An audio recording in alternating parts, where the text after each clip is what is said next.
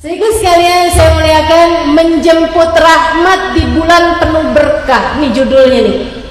Judulnya nih. Menjemput rahmat di bulan penuh berkat. Bulan yang suasananya, udaranya, auranya mulai tercium. Semakin jelas dari sejak sekarang. Bulan yang tidak sampai satu tangan kita menghitung hari-hari yang tersisa menujunya. Bulan suci Ramadan. Kabarnya Ramadan disebut Ramadan fa innaha yarmadud dunub. Ramadan disebut Ramadan dari asal kata rombok, padang pasir panas kota Mekah. Padang pasir panas itu namanya rombok, teman-teman. Itu padang pasir kalau lagi panas kayak gitu bisa ngebakar apapun aja yang ada di sekelilingnya. Nah, Ramadan disebut Ramadan karena sesungguhnya bulan Ramadan bulan ngapusin dosa-dosa kalau benar jalaninnya. Ramadan ila Ramadan, kata Nabi Muhammad, kafarah lima bainahuma majtunibatil kabair. Dari Ramadan ke Ramadan berikutnya ngapusin dosa di antara tengah-tengahnya selagi seseorang meninggalkan dosa-dosa besar. Ramadan bulan mulia. Tidak ada arti dari kemuliaan Ramadan kecuali jika bulan tersebut membuatmu mulia. Ramadan bulan ampunan. Tak ada arti dari ampunan yang turun di bulan Ramadan jika kamu secara pribadi tidak mendapatkan ampunan tersebut. Ramadan bulan penuh berkah, betul sekali. Akan tetapi apalah artinya jika keberkahan Ramadan tidak sama sekali kamu dapatkan. Pun demikian, Ramadan penuh rahmat, akan tetapi apalah arti ucapan itu jika sepanjang Ramadan tak ada secuil rahmat pun berhasil kamu dapatkan. Teman-teman sekalian, ada orang-orang, kata guru saya, Sayyidil Habib Umar bin Hafid, ada orang-orang yang baru datang satu hari saja dari bulan Ramadan, satu malam satu hari lewat dari bulan Ramadan, Allah sudah menggugurkan seluruh dosa yang dia punya. Di hari-hari berikutnya rahmat Allah, ampunan Allah pun turun. Apa yang terjadi? Allah pun menghapuskan dosanya yang akan datang. Artinya sesudah bulan Ramadan Allah akan menghindarkannya dari dosa-dosa besar dan akan mengampuni setiap dosa kecil yang dia lakukan, selalu akan disusuli dengan taubat-taubat sesudahnya. Rahmat Allah masih tetap turun kepada orang tersebut, ampunan Allah tetap turun kepada orang tersebut, sehingga kemudian Allah bagikan ampunan tersebut kepada kedua orang tuanya, sehingga orang tuanya pun mendapatkan ampunan dari bagusnya Ramadan anaknya. Rahmatnya masih tetap turun, sehingga Allah menjadikan ampunan tersebut untuk suami yang dia sayangi, untuk anak-anak yang dia sayangi, untuk handai tolang yang dia sayangi. Semakin banyak dia mendapatkan karunia, berupa ampunan dan rahmat pada bulan suci Ramadan, Allah pun menjadikan semakin banyak pula orang-orang yang mendapatkan karunia, rahmat, ampunan berkat bagusnya puasa orang tersebut. Ada yang begitu.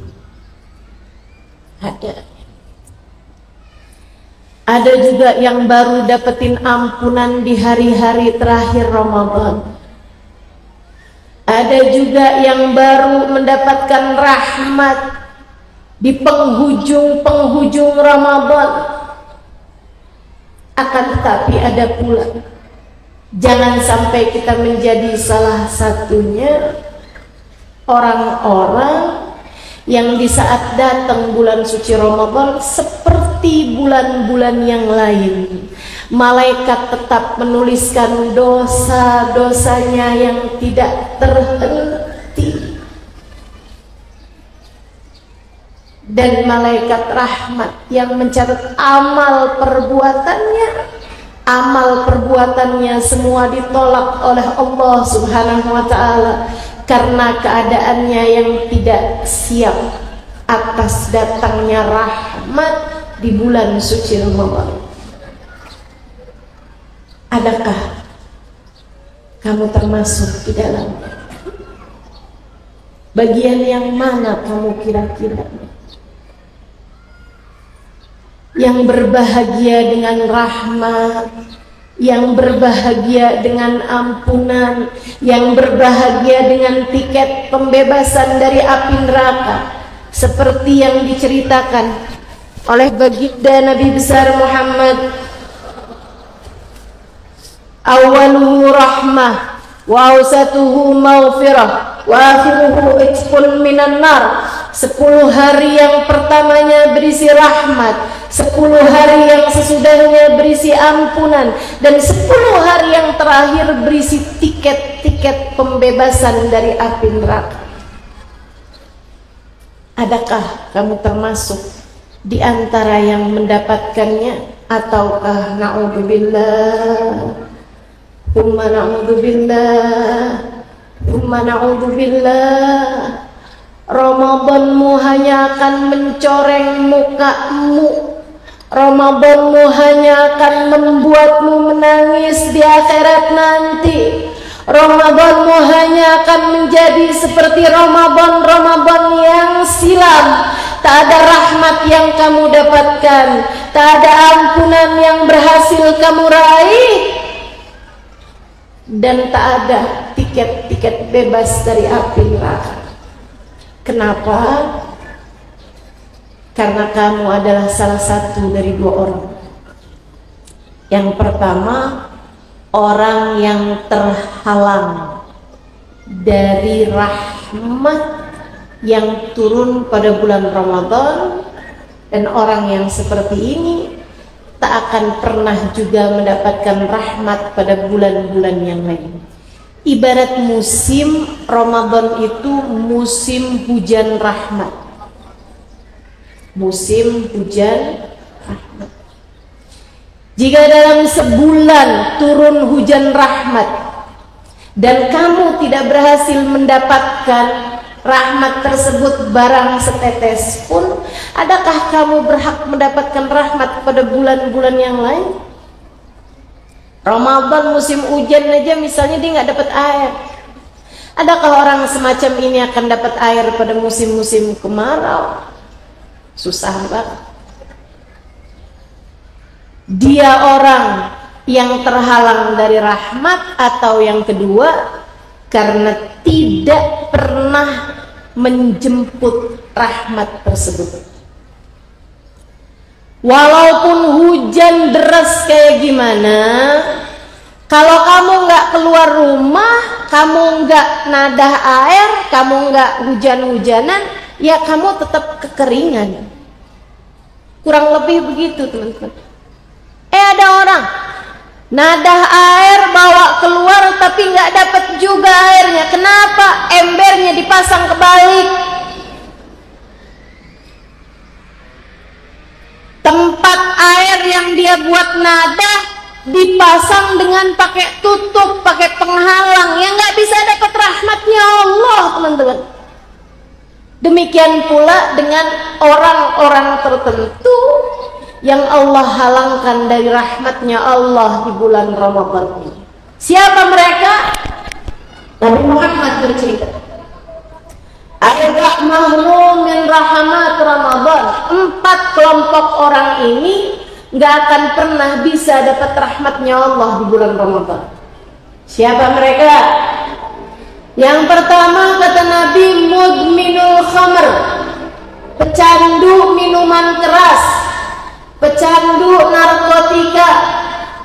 Saya yakin ibu-ibu yang hadir di tempat ini nggak mabok.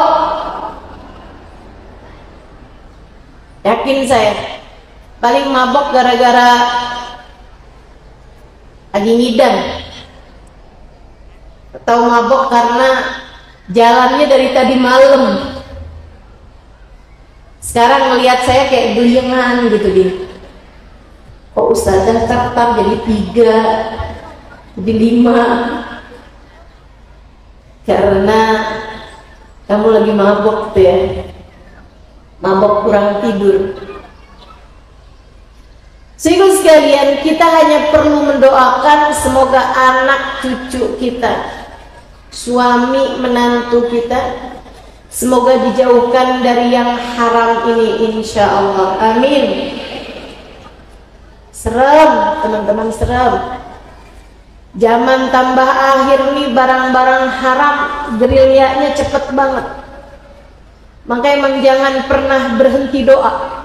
Ya Allah, jauhkan keluarga kami, anak keturunan kami, cucu kami ke bawah semuanya ya Allah dari bahayanya barang-barang haram. Jauhkan dari narkoba, jauhkan dari minuman keras, jauhkan dari apapun yang menghalangkan mereka darimu ya Allah. Ummul khaba'ith disebut sama Nabi Muhammad nih, minuman keras ini, ummul khaba'ith, induknya dosa besar. Karena seperti yang diceritakan, dulu ada seorang laki-laki ditaksir sama seorang tante-tante. Satu hari laki-laki ini yang adalah seorang pedagang diminta untuk datang ke rumahnya tante tersebut itu. Habis itu ditutupin pintunya, diajakin zina. Nggak mau dong anak muda ini. Saya nggak tahu nggak maunya kenapa.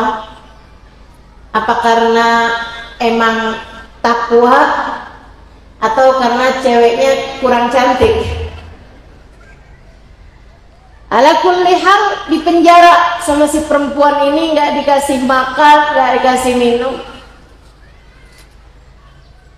Sampai kemudian perempuan ini bilang, jadi yang namanya pemerkosaan tuh bukan hanya terjadi laki ke perempuan ya. Perempuan juga ada yang ngerjain kayak begini. Semoga tidak ada di antara kita yang jadi perempuan-perempuan nakal, perempuan-perempuan gatel kayak begini nih. Naudzubillah. Naudzubillah. Sehingga sekalian, dia kemudian bilang sama pemuda ini, dia bilang, kamu gak bakalan bisa saya keluarin dari rumah saya nih, akan saya penjarain aja kamu, kecuali kalau kamu milih 1 dari 3 hal.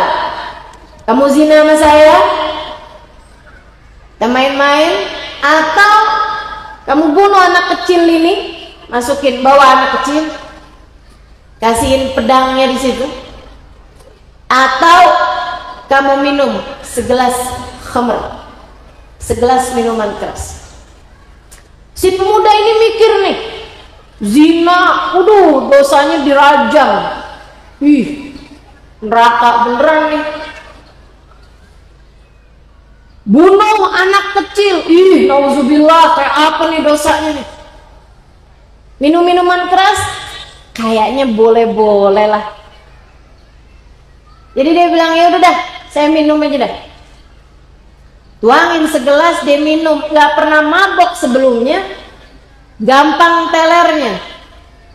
Di saat lagi teler, dilihat perempuan ini yang sebenarnya udah jauh lebih tua ya, dia pun zina sama perempuan ini. Karena kan kalau lagi mabok, yang jelek-jelek kelihatan bercakap. Termasuk mabok cinta. Oke, kalau ada orang lagi jatuh cinta tuh, jangan dengerin omongannya. Adik-adik, jangan dengerin omongan orang lagi jatuh cinta, dek. Dia ngomong begini nih sama kamu nih, dek. Saya liatin malam kok gelap. Ternyata semua bintangnya pindah ke matamu. Terus kamu percaya gitu? Ya. Sehingga sekalian saya mengatakan, aku tak mampu hidup tanpamu. Itu omongan orang lagi jatuh cinta tuh. Jangan percaya. Aku akan melakukan apapun untukmu. Udah deh, jangan percaya, teman-teman. Jangan percaya. Apalagi kalau tidak dalam konteks jatuh cinta yang halal. Apa jatuh cinta yang halal? Jatuh cinta sesudah menikah. Tapi kalau belum halal, yang halal lagi jangan percaya kamu. Apalagi yang haram. Kalau yang haram, setan yang ngebisikin.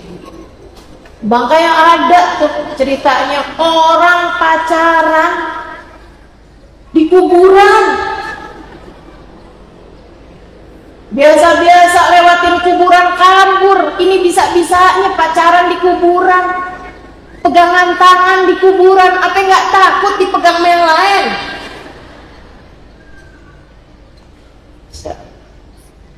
Orang kalau lagi jatuh cinta, otaknya mirip sama orang lagi dalam pengaruh minuman keras.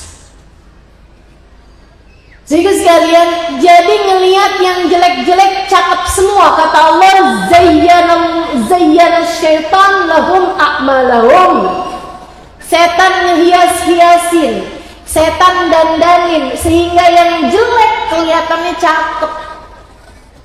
Hati-hati, hati-hati. Adik-adik, sebelum masuk bulan suci Ramadan, yang pada punya pacar buruan putusin.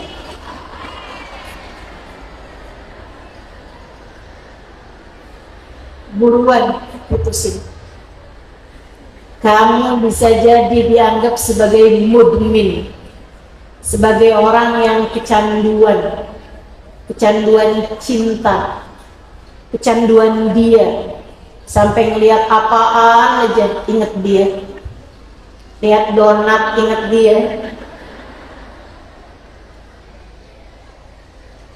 ngelihat bakpia inget dia, ngelihat bakpao inget dia. Orangnya bulat nih kayaknya ya. Sehingga sekalian saya muliakan, dia di saat mabuk seperti itu, pemuda ini, dia pun berzina dengan perempuan tadi itu. Saat dia lagi zina, anak kecil itu nangis ketakutan. Dia pun ambil pedang, dia tebas batang lehernya anak perempuan tersebut. 3 dosa dikerjain semuanya hanya karena dia mengambil minuman keras. Ummul khaba'ith, induk semua dosa-dosa besar, induk semua perkara-perkara jelek. Dan kriminal paling dasar. Orang kalau udah mabok, orang kalau udah kena narkoba, segala-gala dosa dikerjain semua. Malingin harta orang tua, malingin harta saudara. Betul. Teman saya cerita ada tetangganya kena narkoba, kecanduan narkoba.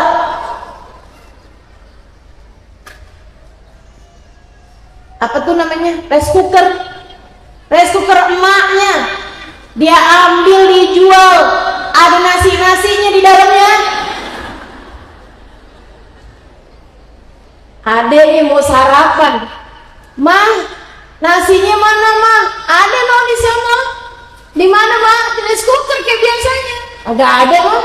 Dijual sama abangnya. Innalillahi wa inna ilaihi.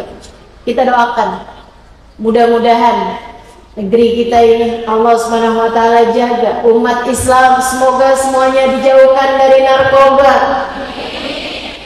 Yang pada kecanduan-kecanduan mudah-mudahan Allah selamatkan mereka insyaallah. Terjauh dari barang-barang haram insyaallah. Semoga semuanya Allah Subhanahu wa taala selamatkan. Amin ya rabbal.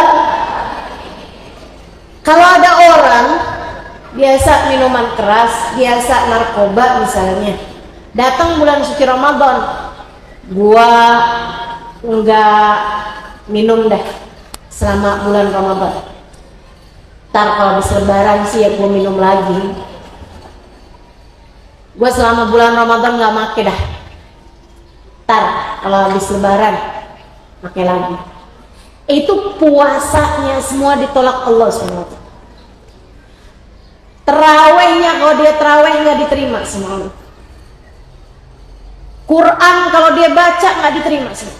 Andai dia pergi umroh sekalipun, dia tawaf, dia sa'i, nggak ada yang diterima sama Allah. Dia sedekah kepada 100 orang tiap harinya sekalipun, nggak ada yang diterima sama Allah Subhanahu wa taala.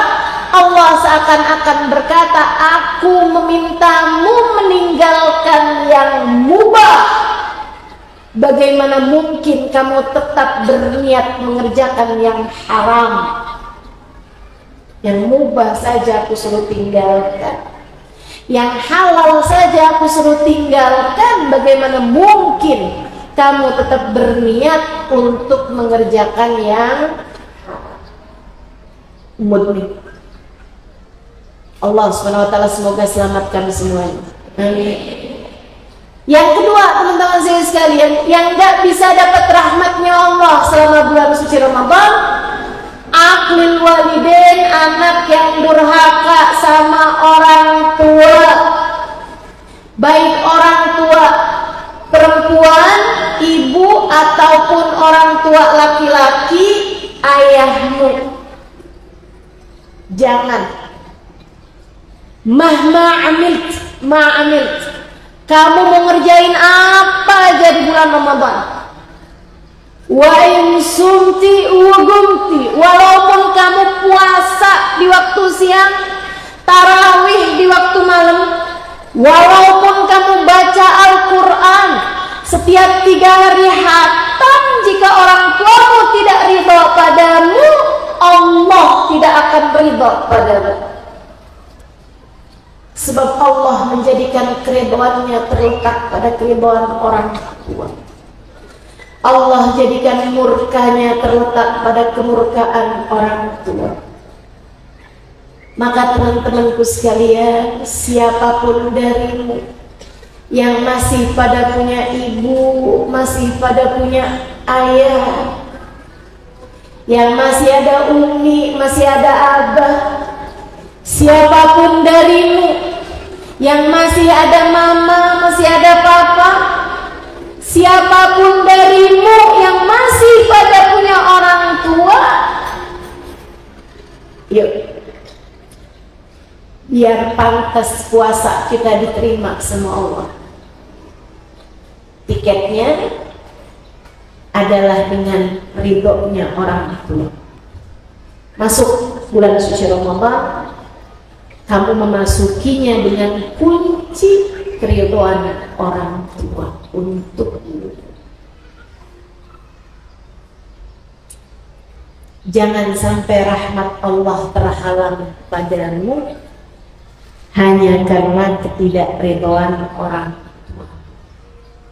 Jangan deh. Jangan.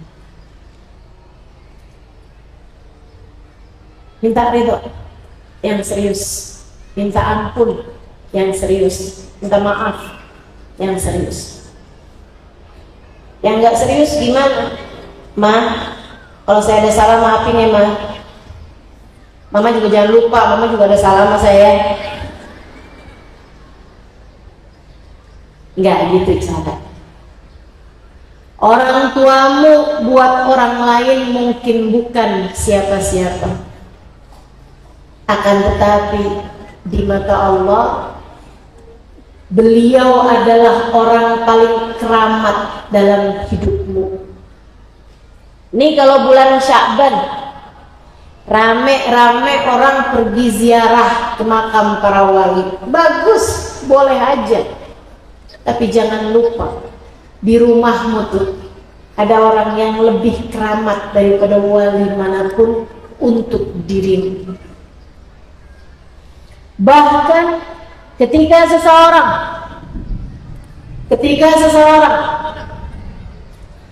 ingin pergi perang bersama dengan Nabi besar Muhammad,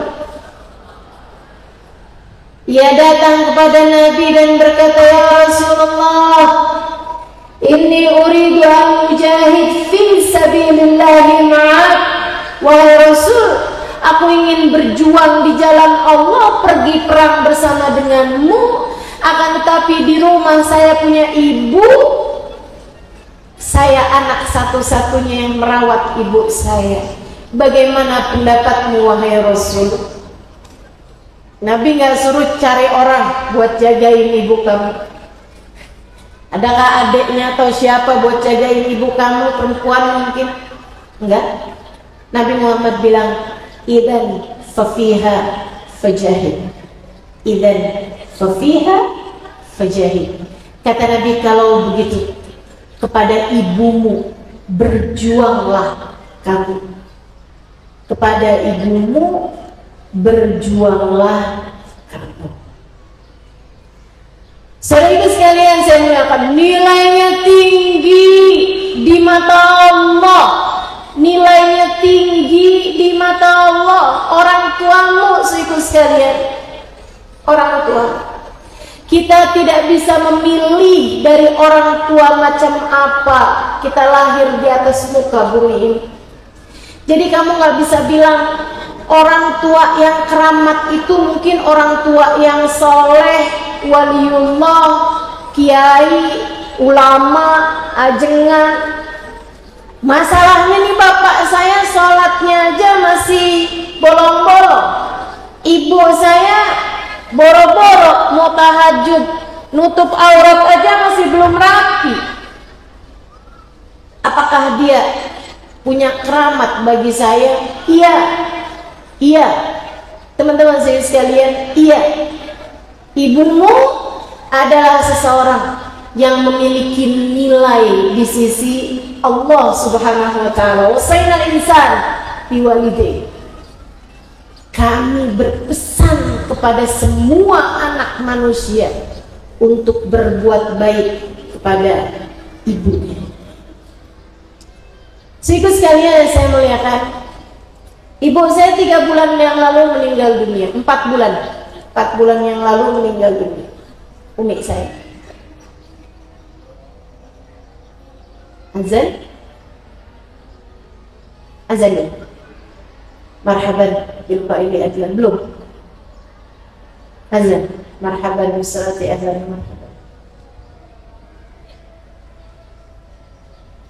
Ujung azan. Ini sewaktu azan ini doa mustajab. Silakan masing-masing minta hajatnya kepada Allah Subhanahu wa taala. Kita di hari Jumat yang merupakan Sayyidul Ayyam, doa mustajab. Kita sedang berkumpul di majelis doa mustajab. Kita sedang azan, dengarkan azan, doa juga mustajab. Kumpul nih beberapa penyebab doa-doa mustajab. Semoga doa-doa kita dijabah Allah SWT. Doakan orang-orang tua kita yang masih ada di atas muka bumi, mudah-mudahan Allah sehatkan badannya, Allah bahagiakan hatinya, Allah ampuni dosanya, Allah tutupi aibnya, Allah sibukkan mereka dengan ibadah kepada Allah Ta'ala. Allah ampuni dosa-dosa kita insyaallah. Yang sudah meninggal dunia, Semoga di dalam alam kuburnya Allah bahagiakan mereka semua. Allah ampuni dosa-dosanya. Allah jadikan Nabi Muhammad memberi syafaat baginya. Amin ya rabbal alamin.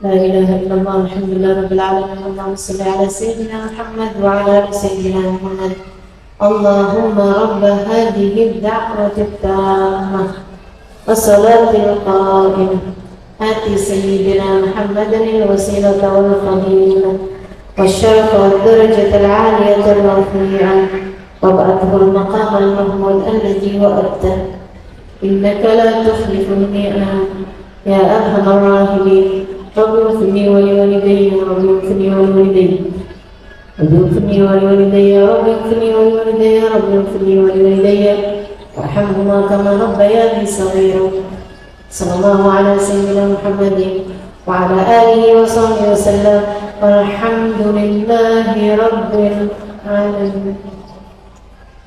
Umi saya meninggal dunia 4 bulan yang lalu. Juga sekalian, sewaktu beliau hidup, kesenangan saya, bisa sekalian ini doain. Kamu mau apa nak? Mau didoain apa? Saya bilang doain biar Umi sehat. Jadi saya paling susah kalau dengar Umi saya sakit. Dulu waktu beliau masih ada. Kesukaan saya suka pijit-pijitin kaki Umi saya. Saya suka pegang-pegangin tangan Umi saya suka cium-ciumin tangan Umi saya. Suka liatin mukanya gelendotan. Sehingga sekalian saya mengatakan, saya sampai pernah bilang, saya percaya ada surga di bawah telapak kaki Umi, karena saya merasakan wanginya, mencium wanginya dari telapak tanganmu setiap kali saya menciumnya. Sehingga sekalian, Umi saya meninggal. Hal yang paling saya rindukan adalah dapat kembali mencium tangannya. Saya menyesal tidak sesering itu melakukannya. Saya menyesal atas waktu-waktu yang terlewat. Saya bisa melakukan itu sementara saya tidak melakukannya. Padahal saya sudah cukup sering melakukan.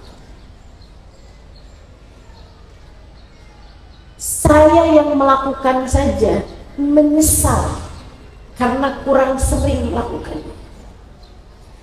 Bagaimana denganmu jika sampai dengan meninggal dunia ibumu, kamu tidak pernah menunjukkan kasih sayangmu padanya? Saya tak dapat membayangkan seperti apa penyesalanmu. Kok sampai ibumu meninggal, ayahmu meninggal, dan kamu tidak sempat menunjukkan betapa sayangnya kamu pada mereka. Jangan, teman-teman, jangan mau menyesal. Mari, yang masih pada punya orang tua, nih bulannya nih, bulan kamu datang pada orang tuamu, minta maaf, minta ampun, minta ridho orang tua. Cium-cium tangannya, pijit-pijit kakinya, pandang mereka dengan pandangan penuh sayang. Kalau mereka bilang, kamu liatin ibu, kenapa nak? Bilang, ibu yang sehat ya bu ya, ibu yang betah hidup di dunia bu ya. Maafkan saya selama ini selalu menyusahkan ibu. Ibumu, teman-teman, ibumu. Ketika datang seseorang bertanya pada Nabi, ya Rasulullah, siapa orang yang paling pantas mendapatkan kebaikanku? Nabi Muhammad menjawab, ummuka. Tumma mantu siapa lagi wahai Rasul? Ummuka, ibuka. Terus apa lagi Rasul? Ummuka, ibuka. Terus siapa Rasul? Abuka, bapak. Ibu, baru bapak. Mari para anak-anak yang masih pada punya ibu, pada ibumu terletak ridha Allah Subhanahu wa taala pada. Bahkan sekedar memandang wajahnya dengan pandangan penuh cinta di sisi Allah lebih Allah sukai daripada saat kamu memandang kepada Ka'bah. Padahal saudara sekalian, memandang Ka'bah sekali dihitung seperti ibadah 1 tahun. Terlihat Ka'bah sekali ini dihitung seperti ibadah 1 tahun. Makanya ada kiai pas lagi ngelihat Ka'bah merem-melek. Tanyain pesantren, kiai gini lipat enggak? Kok meremlek ya? Biar dihitung banyak kan?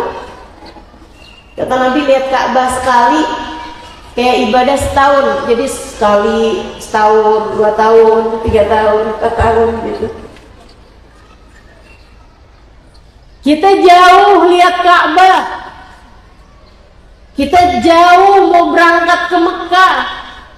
Tapi kalau kamu masih punya ibu, kamu bisa memandangin wajahnya dengan pandangan penuh cinta. Untuk kamu diganjar Allah setiap kali memandangnya seperti ibadah 1 tahun lamanya. Rahmat dari Allah Subhanahu wa taala untukmu teman-teman. Ayo, jangan sampai jadi orang yang menyesal. Anak durhaka sama orang tua. Mau ibadah kayak apapun aja, mau ngasih bukaan puasa sama 1000 orang tiap hari sekalipun, mau didoain sama orang sejagat raya sekalipun, selagi ibunya tidak ridho padanya, Allah tidak akan pernah memberikan keridhoannya kepada anak tersebut, pada orang tersebut. Nggak bisa, nggak kena. Bahkan sampai surga aja, anak durhaka ini paling belakang masuk surganya. Andai dia ahli ibadah sekalipun, paling terakhir dapat syafaat Nabi Muhammad. Mudah-mudahan Allah nggak matikan kita kecuali setelah kita mendapatkan keridhaan dari orang tua kita, insya Allah. Dan kedua orang tua kita tidak meninggal dunia kecuali setelah mereka memberikan keridhaannya kepada kita, insya Allah. Dan yang jadi orang tua jangan susah-susah masih ridho sama anaknya. Mama ridho sama kamu kalau kamu udah bisa bikinin mama rumah. Mama ridho ya sama kamu kalau kamu udah mulai bisa ngasih mama mobil Avanza lah seenggaknya. Sebenarnya mama pengennya Innova, tapi Avanza boleh lah nak. Itu emak apa preman? Tukang palak ya. Jangan sekalian, kalau kamu adalah seorang ibu yang gampang ngasih ridho sama anak-anakmu. Rahimallahu imra'an a'ana ala ibni libirri. Semoga Allah ngasih rahmat terhadap para ibu yang memudahkan anak untuk berbakti kepadanya. Begitu pesan baginda Nabi besar Muhammad sallallahu alaihi wa ala alihi wa sahbihi wasallam. Jadi ini 2 orang, ada sisa 2 lagi. Gak bisa dapat rahmatnya Allah di bulan Ramadan walaupun ngerjain ibadah setinggi gunung sekalipun, ibadahnya hanya akan ditolak oleh Allah Subhanahu wa taala jika dia adalah pecandu atau dia anak yang durhaka orang tua. Yang ketiganya qati'ur rahim, yang memutuskan hubungan dengan kerabatnya, Siapa kerabat? Orang-orang yang kamu memiliki hubungan pertalian darah dengannya, abangmu, kakakmu, adekmu, orang-orang yang kamu sama dia lahir dari rahim yang sama, saudara-saudarimu. Teman-teman sekalian, jangan sampai ada di antara kita orang-orang yang karena urusan warisan sampai nggak teguran sama saudaranya sendiri, putus hubungan sama saudaranya sendiri. Nih kalau ada orang kayak begini nih, masuk bulan suci Ramadan, rahmatnya Allah hanya akan bergantung di atas langit dan bumi, nggak akan turun kepada orang tersebut sampai dia berbaikan, sampai dia menyambung hubungan dengan saudaranya tersebut. Hati-hati, kerabat itu punya nilai di mata Allah. Kakakmu, abangmu, adikmu, sayangi mereka, teman-teman saya sekalian. Saya selalu berpikir, kalau sama saudara aja saya nggak sayang, siapa yang semestinya menyayangi saudara kita? Kalau bukan kamu yang sayang sama saudara kamu, siapa lagi yang kamu harapkan bisa sayang sama saudara kamu tersebut? Bukan begitu? Tapi dia jahat sama saya, ustazah, biarin dia, kamu jangan. Tapi dia ngambil hak saya, ustazah, biarin dia, kamu jangan. Tenang teman-teman, tenang.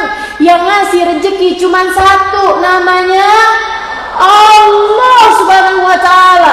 Kalau ada saudara kita mengerebutin harta kita, kasih sama dia, kasih. Allah gantikan untukmu harta yang jauh lebih berkah.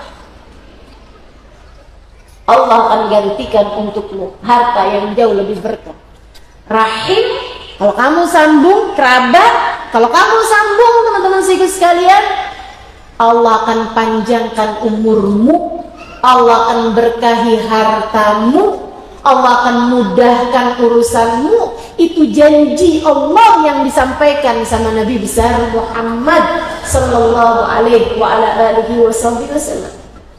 Kalau kamu ngerasa umur udah segini kok saya tahajud masih berat aja ya, coba tanyain hubungan kamu saudara kamu gimana tuh? Emang ada hubungannya, ustazah? Ada.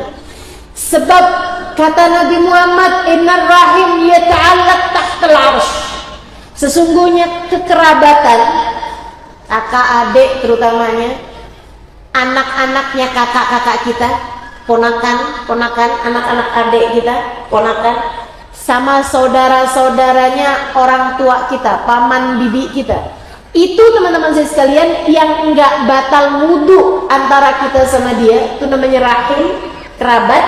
Saudara sekalian, yata'allaq tahtal arsh, gantung di bawah arsy kata Nabi Muhammad. Wa yaqul, dan dia berdoa, Allahumma sil man wasalani waqta' man qata'ani. Ya Allah, sambungkanlah hubunganmu dengan seseorang yang menyambungkan hubungan dengan kerabatnya, dan putuskanlah hubunganmu dengan seseorang yang memutuskan hubungan dengan kerabatnya. Tahajud, hubungan antaramu dengan Allah. Allah kasih berat kamu mengerjakannya kalau kamu masih putus hubungan dengan kerabatmu.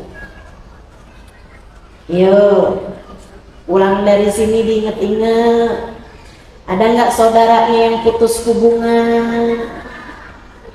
Sambung lagi, tanyain kabarnya, doakan dia. Kalau ada di antara mereka yang kesusahan, bantu. Kalau ada di antara mereka yang sedang sedih, hatinya hibur, jadilah saudara yang baik. Bulan Ramadan dia tidak akan mendapatkan rahmat Allah di bulan-bulan yang lain.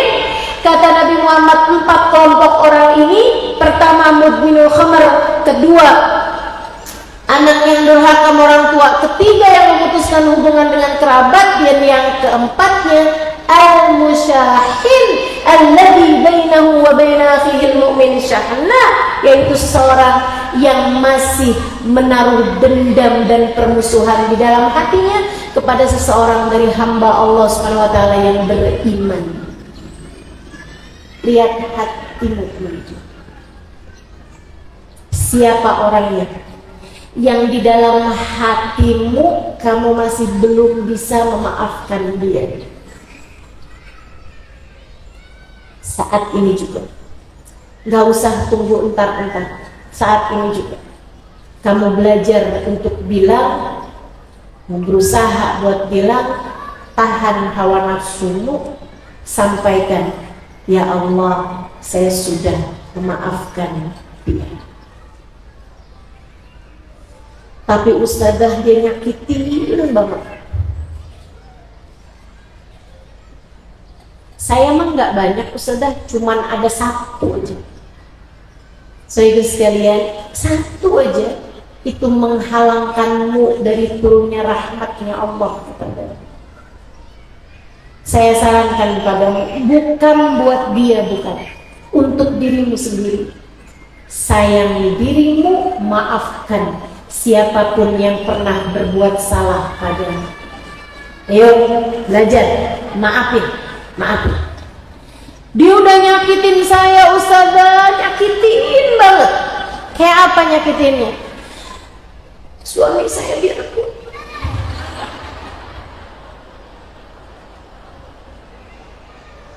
sehingga saya selalu bilang semua orang saya maafin kecuali dia. Hati saya nggak bisa ustazah, nggak bisa memaafin dia. Tiap keingetan mukanya terbayang lagi perihnya luka yang telah dia goreskan di dalam dadaku. Masya Allah. Ada yang begitu? Maafin. Kamu kalau maafin, kamu nggak harus ngomong kok sama orangnya, nggak harus. Ini tuh bukan urusan antara kamu sama dia, bukan urusan antara kamu sama Allah. Sehingga sekalian, sekali lagi ini tuh bukan tentang dia. Kamu jangan mikir, ini enak aja maafin. Dia udah kayak begitu sama saya gampang aja gitu maafin dia. Gak ada ustazah, sorry. Sehingga sekalian, saya mengatakan, ini bukan tentang dia. Ini tentang kamu, ini tentang hatimu, ini tentang rahmat yang terganjal kebencian antaramu sama dia. Ini rahmat yang terhalang, mau turun ke kamu, terhalang sama kebencianmu kepada orang tersebut. Kamu puasa di bulan Ramadan tahun lalu, bisa jadi pahalamu hanya bergantung antara langit dan bumi sampai dengan sekarang. Apalagi kalau saya tanya gitu kan, kamu gak mau maafin dia tuh dari sejak kapan? 15 tahun yang lalu. 15 tahun puasamu menggantung antara langit dan bumi. 15 tahun pahala terawihmu gak pernah kamu dapatkan. 15 tahun kamu baca Quran gak ada pahalanya, kamu tahajud gak ada pahalanya, kamu witir gak ada pahalanya, kamu sedekah gak ada pahalanya, doa-doamu terhalang ijabahnya. 15 tahun lamanya. Rahmat Allah yang mau turun kamu gak bisa dapat, ampunan Allah yang turun kamu gak bisa dapat. Jadi pengirimannya hanya pengiriman antara kamu kepada Allah berupa dosa-dosa, dan pengiriman dari Allah kepadamu hanya berupa laknat, hanya berupa adab, hanya berupa Allah Subhanahu wa ta'ala benci kepadamu. Ngapain? Dan kalau kamu sampai meninggal dunia bawa kebencian tersebut, guru saya Khubabah Nur mengatakan, jangan sampai kebencianmu kepada satu saja dari hamba Allah Subhanahu wa ta'ala yang beriman membuatmu kesulitan ketika ditanya malaikat Munkar Nakir, man ikhwanuk, siapa saudara-saudara? Kamu tahu jawabannya. Innama ikhwani al-muslimin. Orang Islam adalah saudara-saudara saya. Tapi seseorang yang kamu benci, yang kamu tidak bisa memaafkannya, akan datang sebagai penghalang lisanmu kala itu.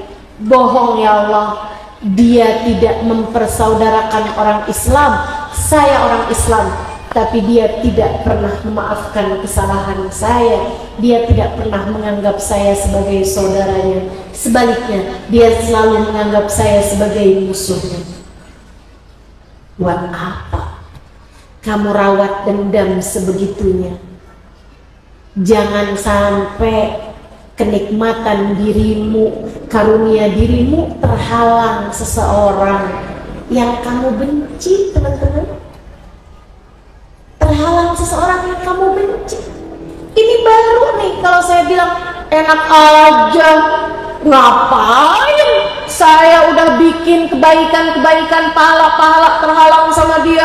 Oh enggak, saya maafin semua orang yang pernah berbuat salah pada saya. Sebab saya egois, saya adalah seseorang yang menyayangi diri saya sendiri dan menyayangi nasib saya di akhirat nanti. Maafkan siapapun yang pernah berbuat salah. Bisa? Coba lihatin hatimu. Bayangkan orang yang paling kamu benci. Kemudian kamu bilang, ya Allah, saya sudah memaafkan. Ya Allah, saya sudah memaafkan. Kalau kamu tidak termasuk di antara 4 kelompok orang ini, kamu sudah memaafkan, kamu tidak ada memutuskan hubungan dengan kerabat, kamu juga bukan anak yang durhaka sama orang tua, dan kamu tentu saja bukan seorang yang kecanduan minuman keras ataupun kecanduan narkoba, tentu saja, maka kamu bersiap untuk menjemput rahmat di bulan Ramadan penuh berkah. Caranya puasamu yang benar. Ibu sekalian, puasamu yang benar. Puasa yang benar tuh yang kayak gimana? Ninggalin perkara haram selain dari kamu meninggalkan perkara halal. Kamu kalau lagi puasa kan ninggalin yang halal, ninggalin makan nasi uduk padahal halal, ninggalin minum kopi padahal halal, tinggalin ngebakso padahal halal, tinggalin ngerujak, gado-gado, toprak padahal halal, ninggalin batagor, somai padahal halal. Ibu sekalian, jangan sampai kamu batalkan puasamu dengan memakan yang haram-haram. Makan apa Ustazah? Makan daging saudaramu sendiri, makan teman, makan uang rakyat. Sehingga sekalian, jangan sampai kamu meninggalkan barang-barang halal, tapi kamu membatalkan puasamu dengan bergunjing, membicarakan aib orang lain, berbohong, namimah. Itu semuanya membuatmu jadi nggak dapat rahmat yang diturunkan. Terutamanya nih, kalau saya bilangin ibu-ibu nih, terutamanya urusan sama suami, Bu, jagain. Bulan Ramadan ya Ustazah, berarti sekarang masih boleh? Ya dari sekarang ya. Dari sekarang minta maaf, minta halal sama suaminya. Karena sebagai seorang istri, kunci surgamu ada padanya.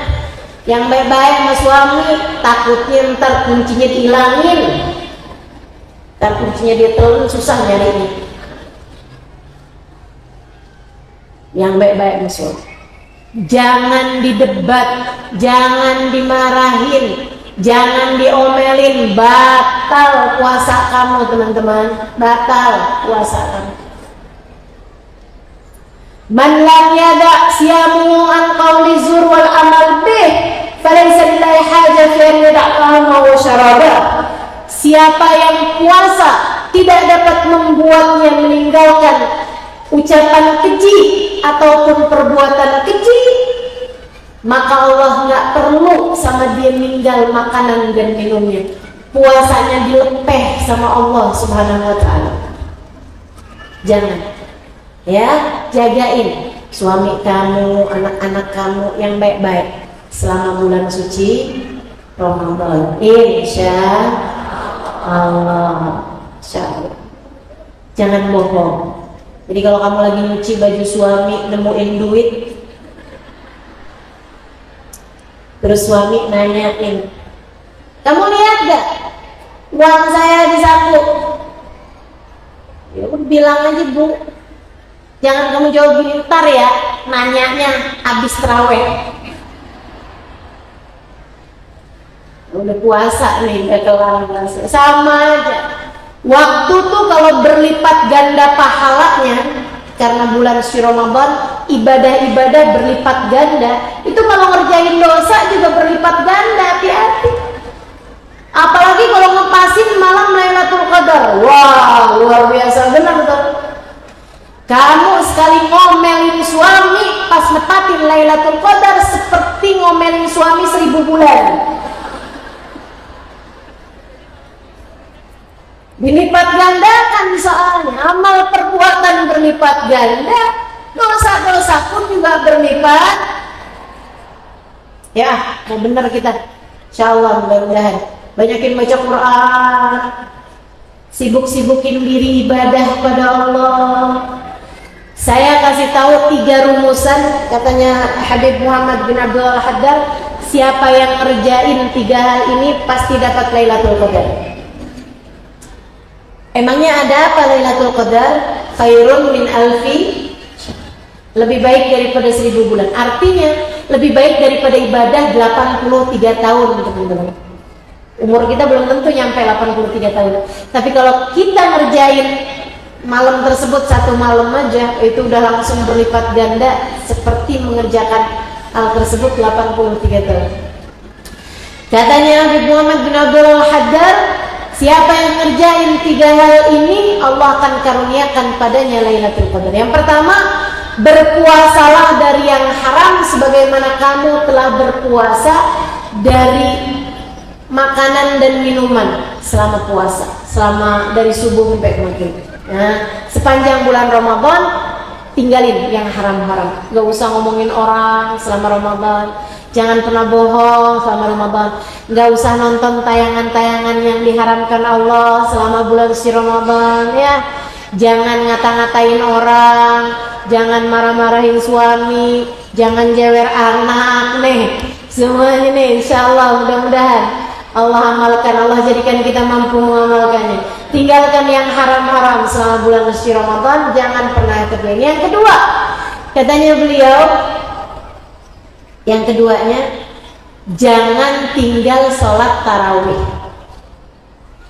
Siapa orang yang ngerjain sholat tarawih sepanjang bulan suci Ramadan, tentu saja kecuali hari-hari yang dia nggak boleh puasa, nggak boleh tarawih ya, karena sedang menstruasi atau nifas gitu.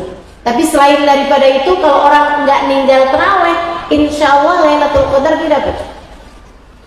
Itu 2. Dan yang ketiga, jangan tinggal sholat berjamaah, terutamanya isya sama subuh.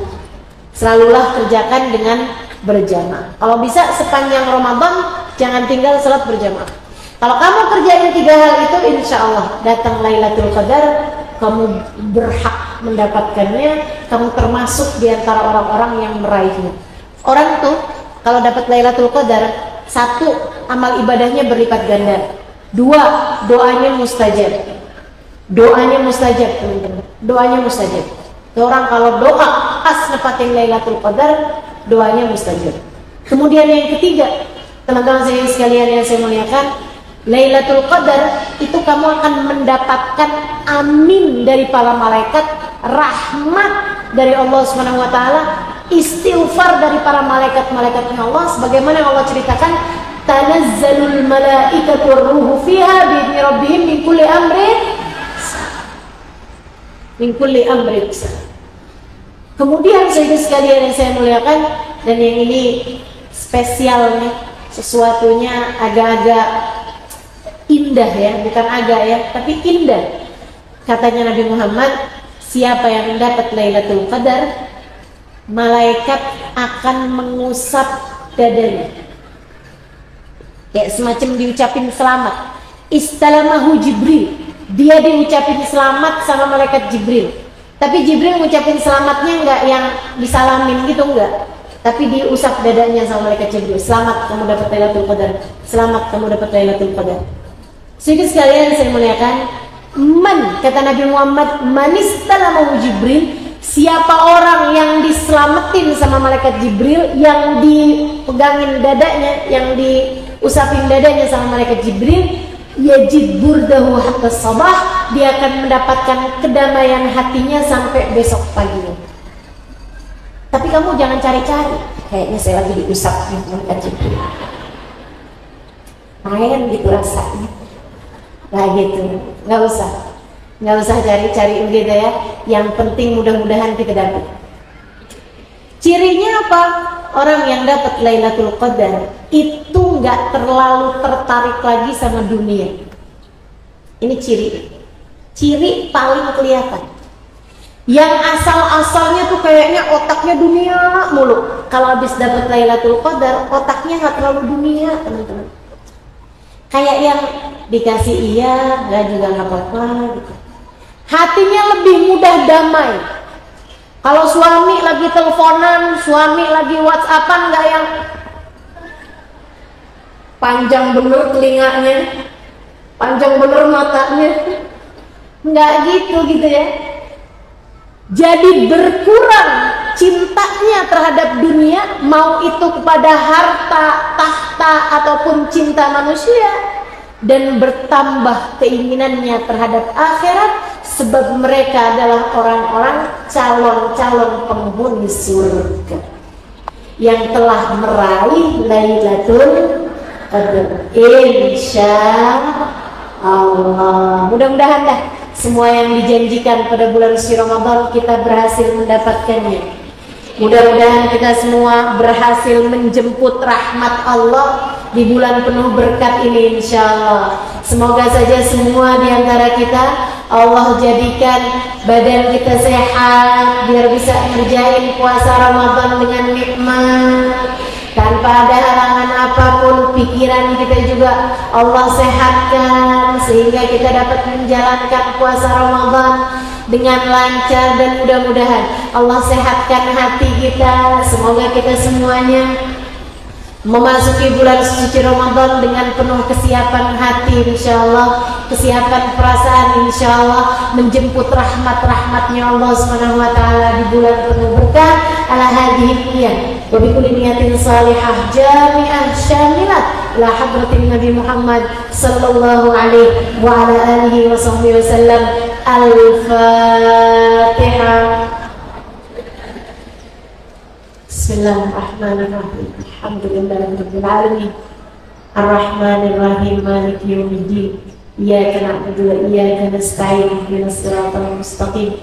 Siratal ladzina an'amta 'alaihim ghairil maghdubi 'alaihim waladdallin.